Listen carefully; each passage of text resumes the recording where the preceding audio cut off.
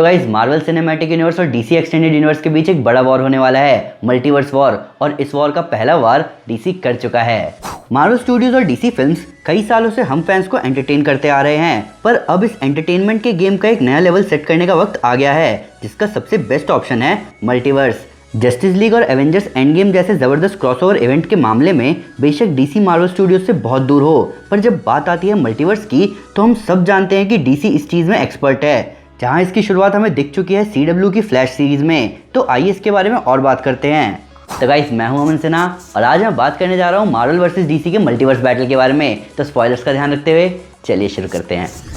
तो इस बात को शुरू से शुरू करते हैं। मार्वल स्टूडियो से Kevin Feige Marvel cinematic universe पर साल 2008 से काम करते आ रहे हैं, जहां हमें कई सारी ऑसम मूवीज और अल्टीमेट क्रॉसओवर इवेंट्स दिखे। वहीं डीसी ने डीसी एक्सटेंडेड यूनिवर्स की शुरुआत करी मार्वल स्टूडियोज के 5 साल बाद 2013 में, जहां हमें man of steel, wonder woman और बैटमैन वर्सेस सुपरमैन जैसी जबरदस्त मूवीज दिख चुकी हैं। हालांकि यहाँ डीसी अपने सबसे बड़े क्रॉसओवर इवेंट में थोड़ा कमजोर जरूर साबित हुआ।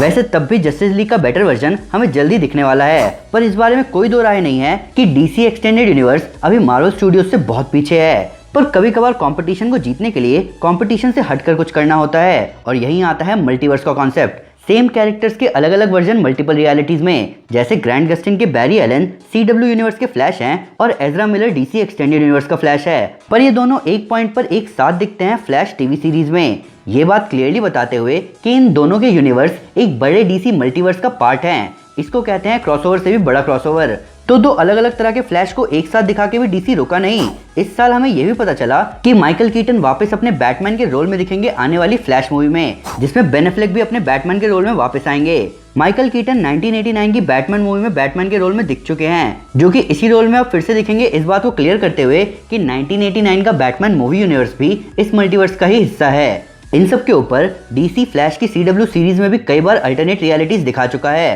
प्लस CW का सबसे बड़ा event crisis on infinite earth literally DC multiverse का सबसे बड़ा एग्जांपल है। इन सब के साथ साथ सुपरमैन रिटर्न्स के ब्रैंडन रूथ भी हमें CW यूनिवर्स में सुपरमैन के रोल में दिख चुके हैं। प्लस अगर आपको पता नहीं है तो मैं आपको बता दूं कि डीसी का न्यू 52 यूनिवर्स हमें एनिमेटेड मूवीज में दिखता आ रहा है। पर वहीं बात करी जाए मार्वल स्टूडियोज की, तो मल्टीवर्स के बारे में अभी तक हमें 2 ही बार सुनने को मिला है। एक बार 2016 की डॉक्टर स्ट्रेंज मूवी में और दूसरी बार स्पाइडरमैन फार फ्रॉम होम में। तो जहां डॉक्टर स्ट्रेंज में हुई मल्टीवर्स की बात सही है और वो हमें अगली डॉक्टर स्ट्रेंज मूवी में दिखने ही वाली है, वहीं स्पाइडरमैन फार फ्रॉम होम में मिस्टीरियो सबका सामूहिक काट रहा था। तो सही बात यह है कि मार्वल स्टूडियोज ने अभी तक मल्टीवर्स के टॉपिक को समझाया तक ही नहीं है। मूवी में दिखने की बात तो अभी दूर है, डिज्नी फॉक्स की डील को हुए अभी बहुत टाइम बीत चुका है, जहां एक्समैन के कैरेक्टर चाहे पुराने या नए हमें MCU में दिख सकते थे या अभी भी आने वाली मूवीज में दिख सकते हैं। पर इस बात के बारे में पब्लिकली आज तक कुछ नहीं बोला गया।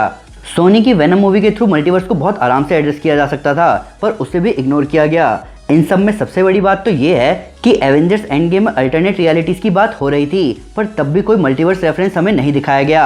अब ऐसा नहीं है कि मल्टीवर्स एक सिनेमैटिक यूनिवर्स से भी तगड़ा आइडिया है, ये बस एक डिफरेंट आइडिया है। ये एक इन्वेस्टमेंट है आने वाले टाइम में, जहां स्टूडियोज हम फैंस के एंटरटेनमेंट का नया लेवल सेट कर सकते हैं, और डीसी इसमें लग भी चुका है। तो अब डीसी के मल्टीवर्स को एक्नॉलेज करने के बाद फर्क नहीं पड़ता कि टॉड फिलिप की joker movie DC extended universe का हिस्सा थी कि नहीं, क्योंकि हम जानते हैं कि मल्टीवर्स के ऑप्शन के साथ इस जोकर को इस एक्सटेंडेड यूनिवर्स में दिखाया जा सकता है। प्लस ये कॉन्सेप्ट फिल्म मेकर्स को ऑप्शन देता है अपने तरीके से काम करने का, क्योंकि एक ही यूनिवर्स को एड्रेस करना डायरेक्टर्स को लिमिट करता है। और यही रीजन है कि Ant Man and the Wasp movie और Guardians of the Galaxy Avengers movie के बराबर नहीं दिखती। हालांकि ये चीजें बहुत सही तरीके से सॉल्व करी जा सकती हैं मल्टीवर्स के ऑप्शन के साथ। तो जब मैंने शुरू में कहा कि डीसी एक्सटेंडेड यूनिवर्स शुरू हुआ था 2013 में, तो मल्टीवर्स के कॉन्सेप्ट की वजह से ये कहना जरूरी होगा कि ये यूनिवर्स शुरू हुआ 1989 में, क्योंकि अब 1989 का बैटमैन आने वाली फ्लैश मूवी में दिखने वाला है।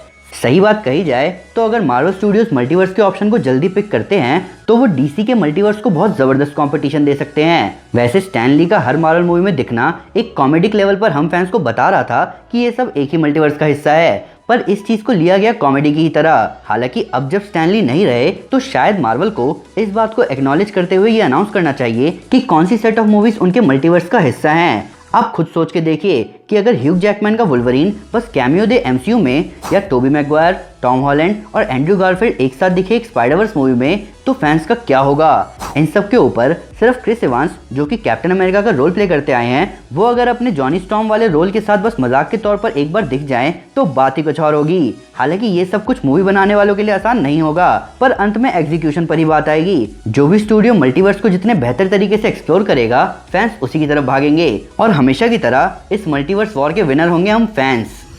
तो गाइस, ये थी वीडियो मार्वल वर्सेस डीसी के मल्टीवर्स बैटल के बारे में। ये कॉन्सेप्ट डीसी में एग्जिस्ट करता है और एमसीयू में इसके बारे में हमें doctor strange multiverse of madness में ज़्यादा अच्छे से पता चलेगा। पर फिर भी अगर मुझसे कोई डिटेल मिस हो गई हो या आपके उसको नया फैक्ट है इस वीडियो से रिलेटेड, तो प्लीज़ हमें कमेंट में ज़रूर बताएं। साथ ही साथ आप मेरे साथ अपनी ज़बरदस्त मल्टीवर्स थ्योरी ज़रूर शेयर करें। ऊपर से लेटेस्ट सुपर न्यूज़ और ऑसम सुपर फैक्ट्स के लिए हमें फेसबुक, ट्विटर और इंस्टाग्राम पर फॉलो करना ना भूलें। वैसे तो हम हर जगह हैं, पर फिलहाल घर में हैं। तो गाइस, अगर आप डीसी के कैरेक्टर्स के बारे में पूरी डिटेल में जानना चाहते हैं तो मैं आपको हमारी इनजस्टिस गॉड्स अमंग अस कॉमिक सीरीज रेकमेंड करूंगा। साथ ही साथ अगर आपको वीडियो पसंद आए तो इस वीडियो को लाइक और शेयर जरूर करें और ऐसे कई सारे सुपर कंटेंट के लिए हमारे चैनल को सब्सक्राइब करना ना भूलें। Thank you guys, this is Aman Sinha and you are super super. Piece.